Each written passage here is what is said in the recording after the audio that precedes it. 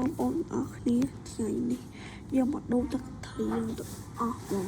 តោះឥឡូវយើងមកចូលដល់វីដេអូបងប្អូនចូលសូម like ចុច share មួយផងបងប្អូនមកដូរទឹកត្រីទាំងអស់ទាំងនៅនឹងលើដែរបាទ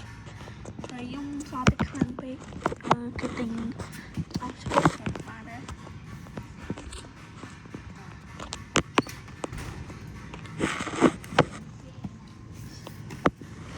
បងប្អូនឥឡូវយើងមកដូរទឹកត្រីទាំងអស់គ្នាកំប៉ុងនេះដាក់ត្រីនេះ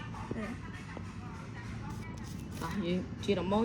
ដូរទឹកដូរត្រីយ៉ាក់សិនបាទនិយាយលូយើងដួសត្រីយ៉ាក់មុនសំបត់នេះត្រីដូរពីក្របនេះបងប្អូននេះដូរពីក្របនេះចាំដូរត្រីផ្សេងចាំដូរត្រីផ្សេងដល់នេះខ្ទរបោះយ៉ាក់ដាក់ទឹក